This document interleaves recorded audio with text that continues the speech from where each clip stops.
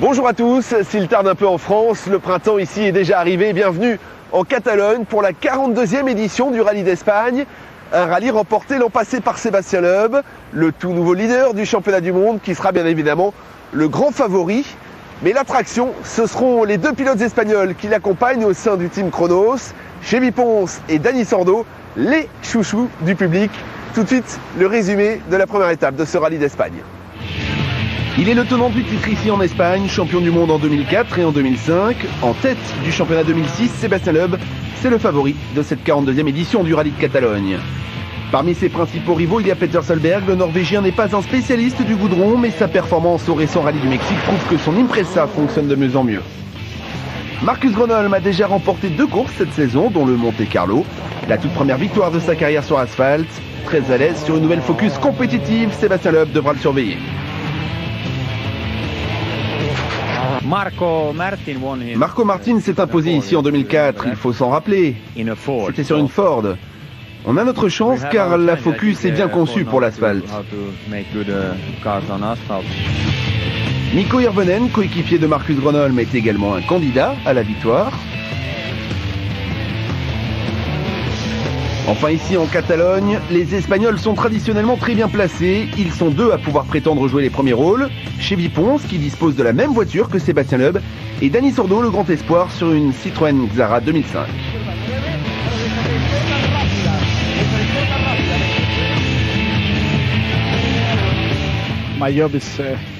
Mon boulot, c'est tout d'abord de finir le rallye. Et si possible, dans les points. Après le classement, on verra bien. Mon idéal, ce serait de terminer dans le top 5. Mais le podium, je vous avoue que je ne veux pas y penser. C'est sur le site du parc d'attractions de Port Aventura qu'est situé le parc d'assistance du rallye. Détendu, Sébastien Loeb et quelques autres en ont profité pour s'offrir quelques sensations fortes à la veille du départ.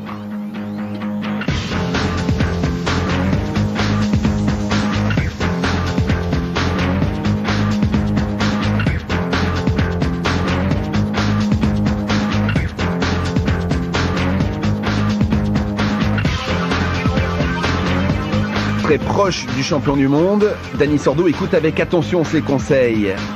Les pilotes s'amusent, c'est l'heure de la récréation. Mais quand arrive l'attraction la plus redoutée du parc, Dani Sordo renonce et laisse Sébastien Loeb s'envoler tout seul. Vous allez voir le Français retomber à une vitesse vertigineuse, plus de 100 km/h. À lui d'être aussi rapide sur la route.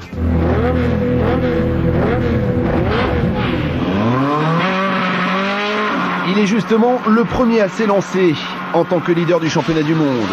Les conditions météo sont presque idéales, un ciel peu nuageux, des températures printanières.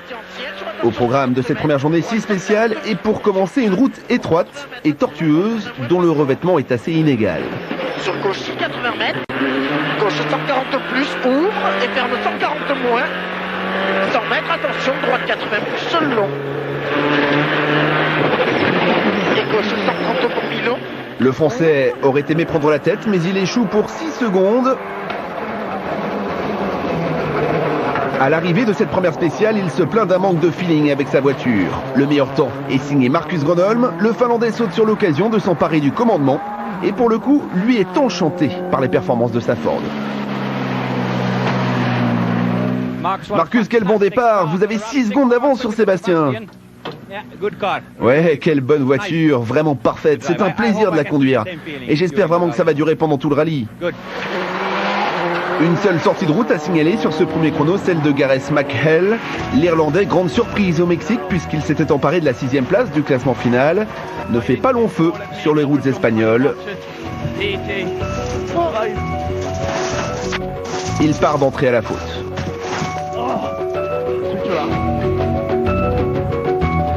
La suite de la matinée offre une spéciale particulièrement rapide. Vous allez vous en rendre compte, nous sommes dans la Citroën Xara de Sébastien Loeb et ça va très vite. Sur plus. Sur gauche 120 pour ouvre et ferme 133 freine, droite 90 seul long. À l'arrivée, le Français est fier d'avoir la vitesse de pointe la plus élevée, 210 km/h. Au parc d'assistance, il compare avec ses adversaires. 206 pour Dani Sordo, 193 pour Marcus Gronholm. Mais c'est le Finlandais qui signe le meilleur temps. Sébastien Loeb pointe à 7 secondes 3 du leader. Ils ont choisi le même type de pneus, mais le Français se plaint d'un problème de frein. Le passage par l'assistance donne l'occasion aux mécaniciens du Team Kronos de le régler. Mais tout cela n'empêche pas Marcus Gronholm de signer le meilleur temps pour la 3e fois consécutive. Rien ne semble pouvoir arrêter le Finlandais. Il possède désormais plus de 10 secondes d'avance sur Sébastien Loeb. Les deux hommes de tête se dirigent vers un beau duel, tout comme leurs deux poursuivants. Mikko Hirvonen exploite à merveille les capacités de sa Ford.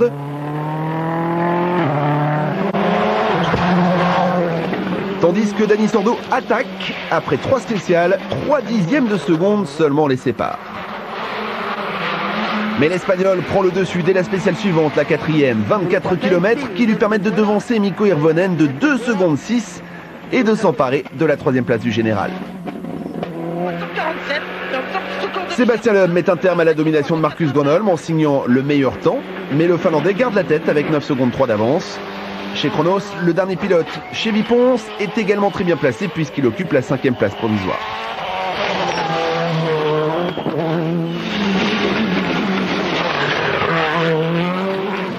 Cela va moins bien en revanche du côté de chez Subaru. L'Impreza n'est pas au mieux, les réglages effectués ne conviennent pas à la perfection au pilote.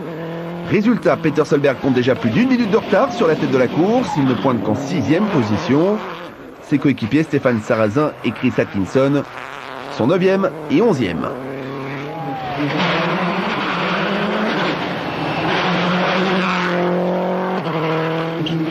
Enfin, Manfred Stoll occupe la 12e place, l'Autrichien souffre. Sorti violemment de la route lors d'essais privés la semaine dernière, l'équipage du Team OMV n'est pas totalement remis.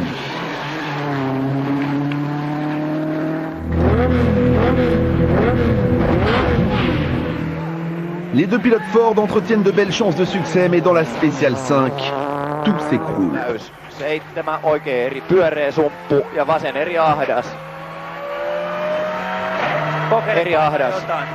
Marcus Gronholm, qui occupait la tête, abandonne 1 minute et 25 secondes. Panne de turbo.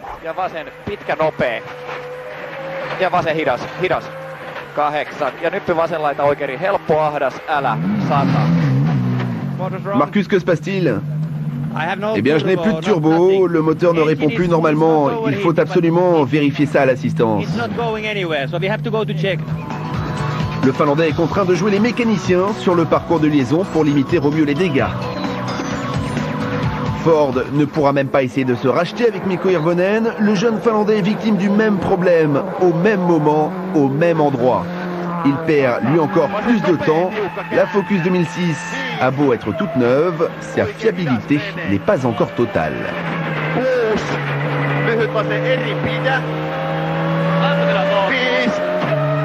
Lyhyt oikein nopea ja lyhyt vase eri.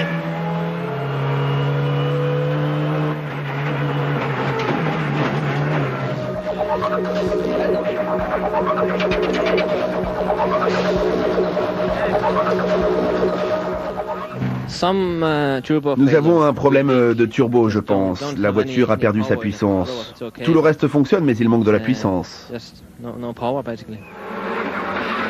Le grand profiteur de ces malheurs est Sébastien Loeb qui s'installe en tête. Le Français signe le meilleur temps de la spéciale et file déjà vers une nouvelle victoire. Dans le 6e et dernier chrono du jour, il accentue encore un peu son avance en étant le plus rapide. Alors que les pilotes Ford accentuent leur retard, toujours privés de turbo. Ils attendent l'assistance.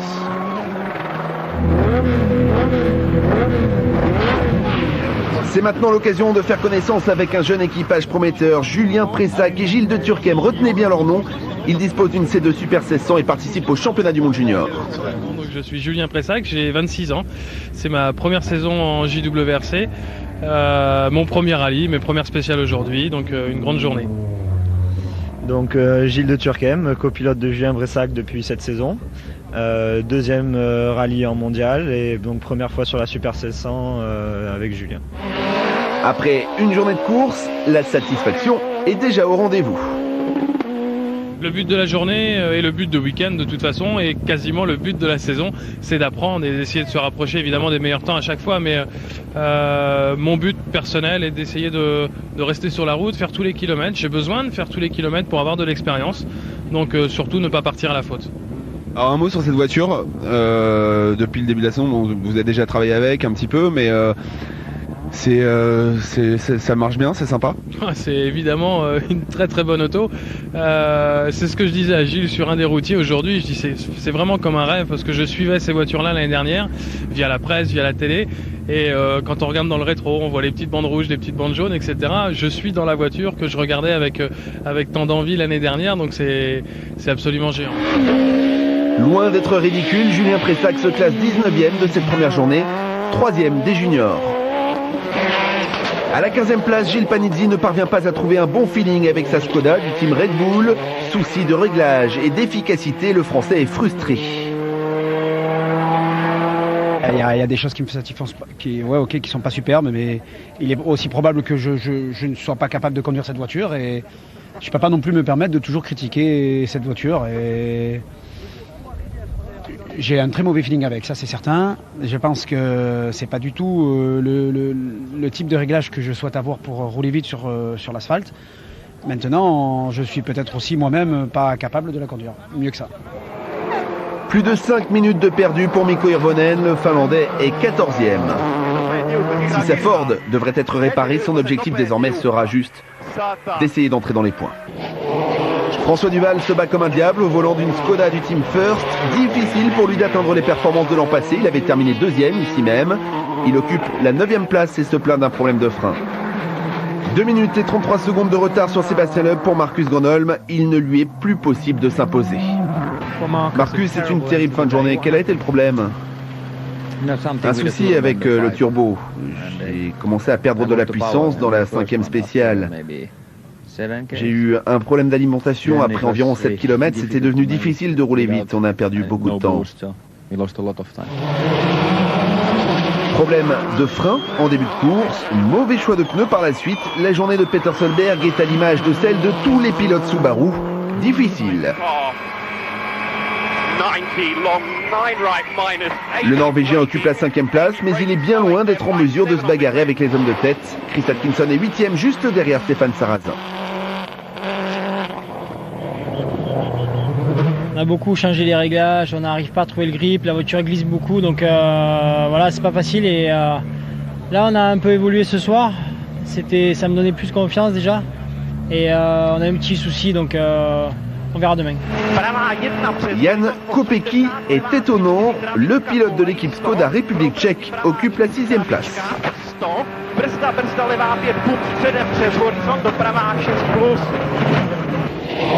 Il est devancé par un autre pilote privé, un Français, grand spécialiste de l'asphalte. Alexandre Binguet effectue une excellente course alors qu'il n'a pas roulé depuis longtemps. Engagé par l'équipe BSA. Je fais de mon mieux, je progresse à chaque spécial. Je pense que le rythme revient, je freine beaucoup plus tard, je suis beaucoup plus incisif.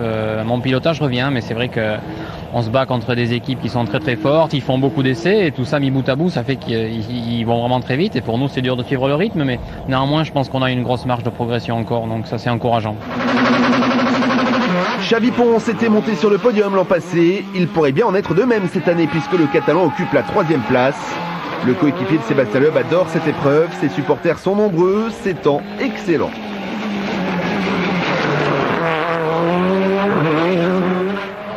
Mais il n'est pas le premier Espagnol au classement, devancé par le surprenant Daniel Sordo.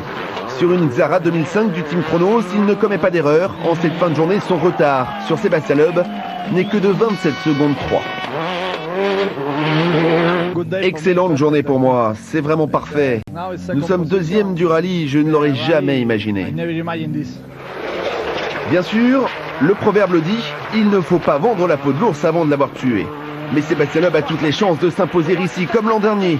Sa position est idéale, en tête avec 2 coéquipiers comme premier poursuivant. Le Français n'a plus besoin de prendre de risques, juste de contrôler.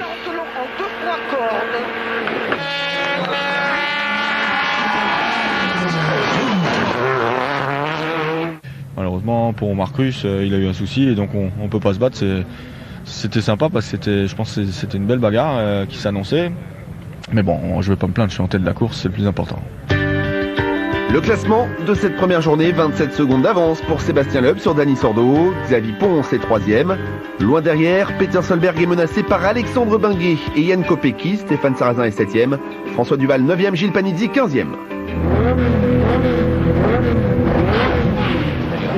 En Catalogne, le rallye d'Espagne est une fête. Longtemps, l'idole a été Carlos Sainz, double champion du monde et recordman du nombre de victoires en rallye. Mais le Matador est passé maintenant à autre chose et vient ici en visiteur et en supporter de Xavier Ponce et Dani Sordo. Ce dernier porte les espoirs de tout un pays, mais aussi de l'équipe Citroën. Rencontre avec un jeune pilote charmant dont on n'a pas fini d'entendre parler.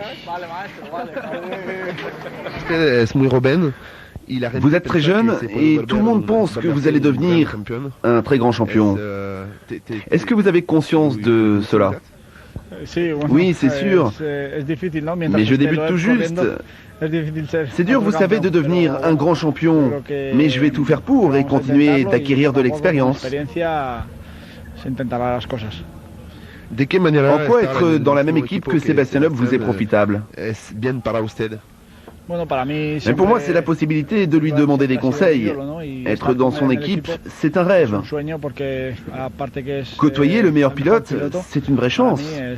C'est une personne super qui m'aide dès qu'il le peut. Quand je lui pose des questions, il me répond.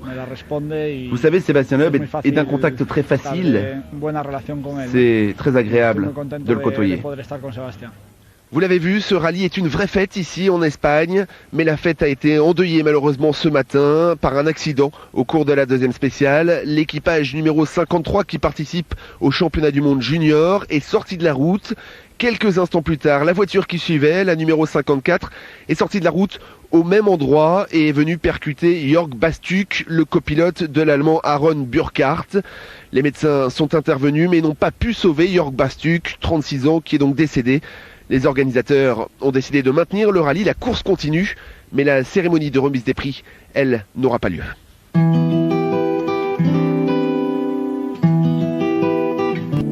Dans quelques instants, le résumé des deuxième et troisième étapes de ce rallye d'Espagne.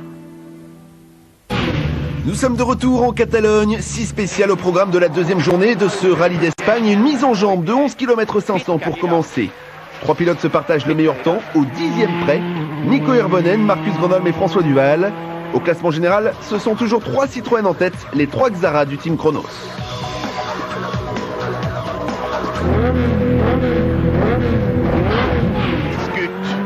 L'opération rachat des Ford est en marche. Leur turbo réparé, Nico Hirvonen et Marcus Grönholm sortent la grosse attaque. Objectif, remonter au classement et rapporter le maximum de points possible.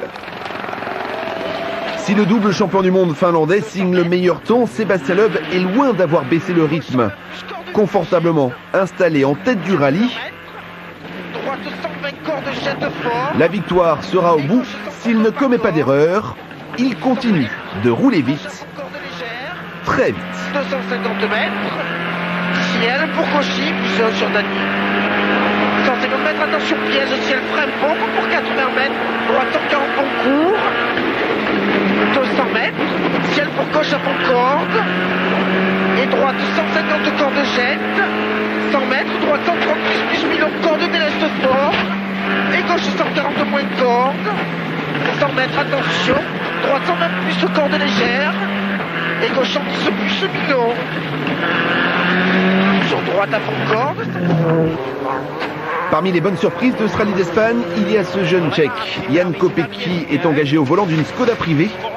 Il occupe la 5e position provisoire.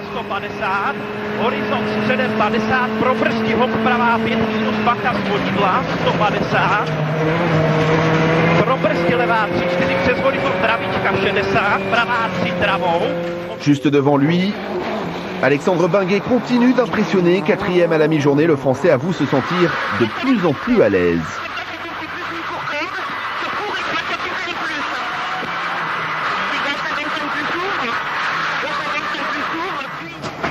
Ça va de mieux en mieux, je conduis de mieux en mieux, de plus en plus vite. Au fil des spéciales, on améliore le setup de la voiture, donc elle est de plus en plus efficace. Les pilotes Subaru souffrent, Peter Solberg ne cesse de rétrograder au classement, il multiplie les petites fautes. Un exemple, ce tête à queue dans la 9e spéciale.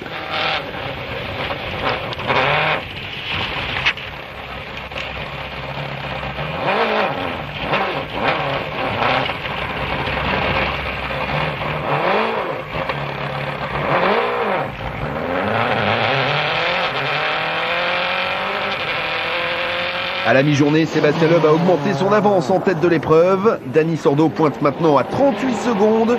L'Espagnol n'en finit plus de surprendre tout le monde, sauf le Français, conscient de son talent. Globalement, je pense qu'il a un bel avenir devant lui. On est adversaire sur la piste, mais pas dans les stands. C'est le week-end en Catalogne, à quelques kilomètres de Tarragone, au sud de Barcelone. Il y a de plus en plus de monde sur le bord de la route. Les Espagnols sont des connaisseurs de rallye. Ils ne rateraient pour rien au monde le passage de leur pilote.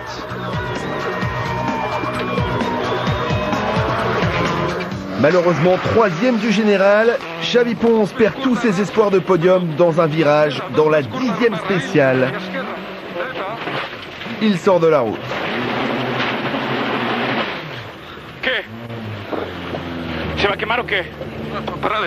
L'Espagnol a beau tout tenter pour relancer sa Xara, au fond d'un fossé, il lui est impossible d'en sortir et il doit abandonner. Xavier, le rêve d'un podium ici en Espagne chez vous s'est envolé. Oui, malheureusement, dans la dernière spéciale, dans un virage qui pourtant était lent, il y avait de la terre et je suis sorti de la route. Autre victime de cette fin de journée, le jeune Julien Pressac, longtemps 2e des juniors. Il commençait à croire à un podium dès sa première course, mais il doit lui aussi renoncer, trahi par son moteur. Mathieu Wilson est également sorti de la route. C'est arrivé lors de la 12e spéciale. Mais l'Anglais, plus chanceux, va pouvoir repartir. Il termine la journée en 14e position. Mikko Hirvonen a beau tout tenter pour remonter, il termine la journée à la 11e place, devant Chris Atkinson, mais derrière Manfred Stoll. Gilles Panizzi reste en difficulté au volant de sa Skoda, mais le Français parvient à se maintenir dans les 10 premiers, 9e. Il n'est plus très loin d'entrer dans les points. Dans les points, Stéphane Sarrazin y est.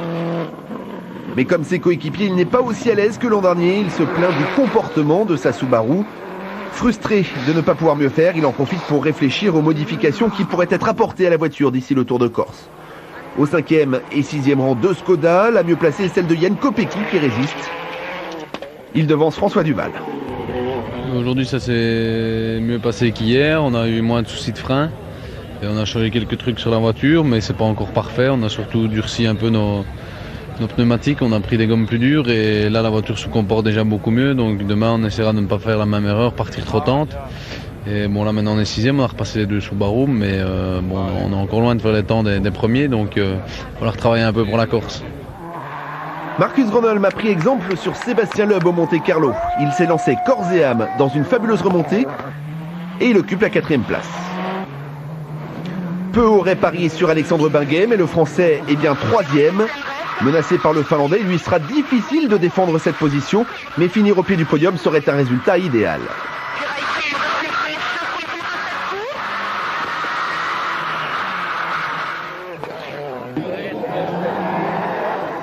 J'imagine que si on t'avait dit que tu serais 3e au 2e soir de la Catalogne avant le rallye, t'aurais quand même pas complètement cru. Non, j'y aurais pas cru du tout, mais c'est sûr que c'est une belle surprise, ça fait plaisir. Je pense que mon niveau de pilotage est maintenant quasiment revenu.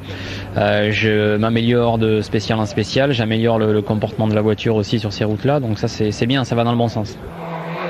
Les 2 Xara du team Chronos sont toujours en tête. Dani Sordo se rapproche à grands pas du premier podium de sa carrière en WRC, mais il compte 34 secondes 4 de retard sur Sébastien Loeb. S'il ne fait pas d'erreur, le Français empochera sa 2e victoire consécutive. Sébastien, on a l'impression qu'il ne peut rien t'arriver. Ouais, bah, c'est facile de l'extérieur, mais de l'intérieur c'est déjà un peu moins facile, surtout dans... Non, ça n'a pas été une journée évidente. Dani Sordo attaque fort derrière, donc je suis obligé de garder un rythme quand même très élevé. Je peux me permettre d'en lâcher un peu dans les portions vraiment trop mauvaises pour la voiture, mais par contre sur les portions où on peut rouler, il faut vraiment que que j'attaque au maximum pour rester dans son rythme. Donc non, c'est pas facile. Un coup d'œil au classement de cette deuxième journée. Sébastien Loeb devance Dani Sordo et Alexandre Benguet. Marcus Gronholm n'est plus très loin du podium alors que Peter Solberg s'en éloigne. Il occupe la 7e place. Stéphane Sarrazin est 8e.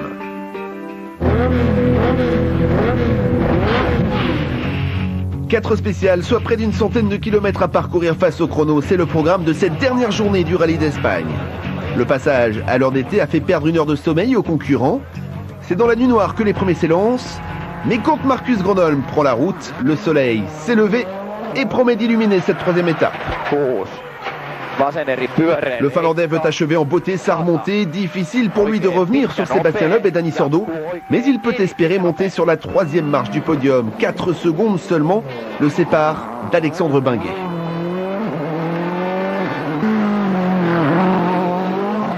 Le Français résiste, mais doit logiquement s'incliner à l'issue de la 2e spéciale du jour. Preuve de sa combativité, il y signe le 2e temps, mais ce n'est pas suffisant. Quoi qu'il en soit, il occupe la 4e place, une position dans laquelle il ne paraît plus menacé. Pour Dani Sordo, le grand jour est arrivé. L'Espagnol doit tenir, ne pas faire d'erreur et il montera pour la première fois de sa carrière en WRC sur le podium dans son rallye national. Une perspective qui lui fait autant plaisir qu'à tous ses supporters, particulièrement nombreux en ce dimanche matin.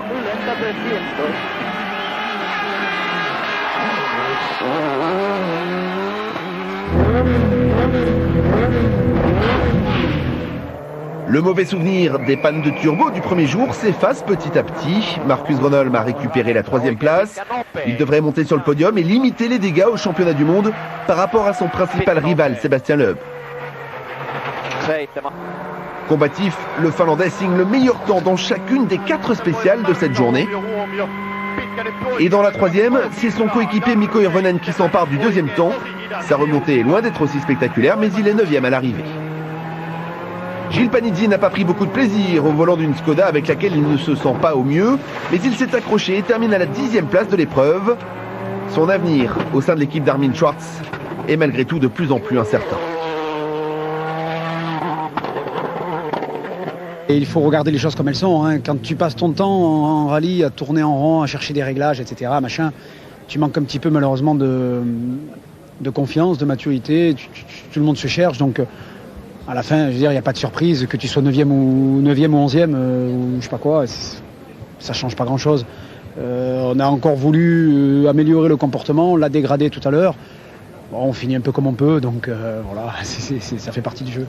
On te revoit en Corse ? On va essayer. Ouais.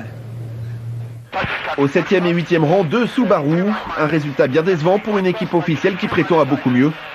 Il reste du travail à effectuer sur l'Impresa en vue de la prochaine manche en Corse. Une séance d'essai privée devrait être pour cela organisée. Stéphane Sarrazin arrache sa place dans les points lors de la dernière spéciale. Il est devancé au classement par son coéquipier Peter Solberg.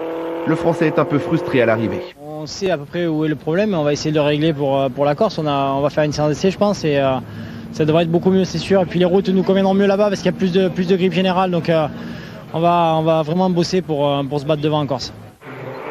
Pour son 2e rallye de la saison, François Duval s'offre une place dans les points, la 6e.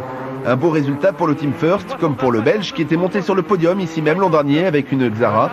Son programme dans ce championnat étant allégé, il lui est indispensable de saisir chaque opportunité de marquer les esprits. Jan Kopecky, c'est la grande surprise de ce rallye de Catalogne. Lui aussi roule sur une Skoda Fabia. Il est parvenu à la hisser à la 5e place, le meilleur résultat de sa carrière.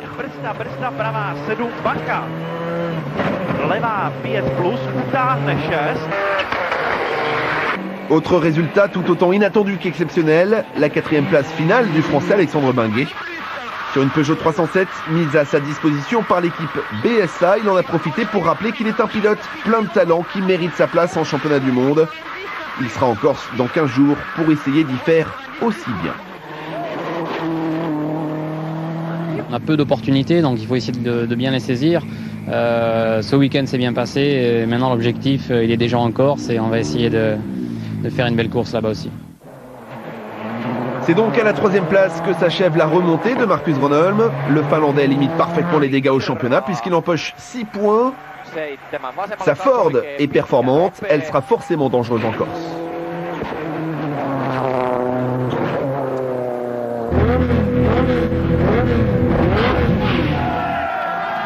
Sordo, le héros.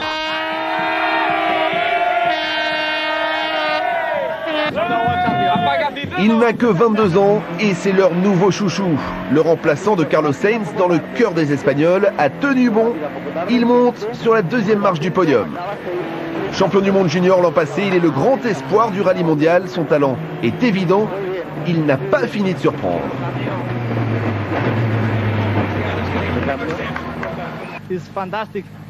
C'est fantastique. En Espagne, sur ces routes avec une Xara WRC, c'est vraiment génial. Quelle grande journée pour moi. C'est la joie chez Chronos, mais aussi la fierté, celle de lui avoir fait confiance. Dani Sordo fait son show. Son bonheur est immense.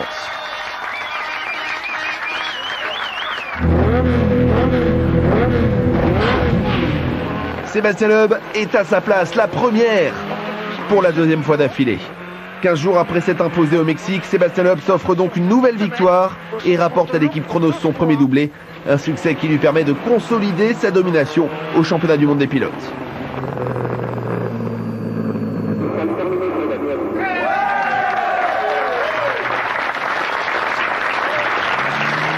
Ça n'a pas été la victoire la plus facile de toutes les victoires que j'ai gagnées jusqu'à présent. Ça a été assez disputé jusqu'au bout et avec Dani, avec Gronholm qui a fait beaucoup de très bons temps. Il a été très vite, très rapide depuis le début et il y a eu son petit souci, mais en dehors de ça, je pense que ça aurait pas été facile, ça aurait été encore moins facile, je dirais. Donc bon, voilà, c'est bien de prendre 10 points, ça nous met 9 points d'avance sur Gronholm, c'est le plus important. Et en tout cas, il faut continuer parce que sur les prochains rallyes, ça sera peut-être pas facile. Sébastien Loeb est en route vers un 3e titre mondial consécutif. Cette nouvelle victoire est rassurante, sa Xara est toujours compétitive et les routes corses dans 15 jours devraient parfaitement lui convenir. La machine à gagner s'est remise en marche, une nouvelle série démarre.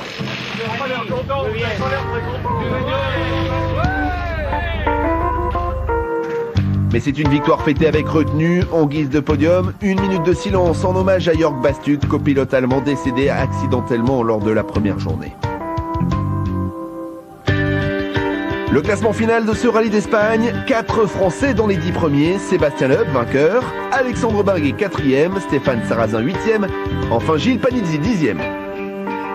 Au championnat du monde des pilotes, Sébastien Loeb compte 9 points d'avance sur Marcus Gronholm, Dani Sordo est 3e, Alexandre Barguet et Stéphane Sarrazin sont 8e ex-aequo. Enfin du côté des constructeurs, 2 points d'avance seulement pour Chronos, devant Ford. Les Espagnols chantent leur nouveau héros, Dani Sordo, 2e de son rallye ici en Espagne. Les Français sont heureux également. Sébastien Loeb remporte sa 2e victoire de la saison et s'installe confortablement en tête du championnat du monde des pilotes. Sébastien Loeb est motivé comme jamais pour la prochaine manche. Rendez-vous dans 15 jours pour le rallye de France en Corse. Bonne nuit à tous.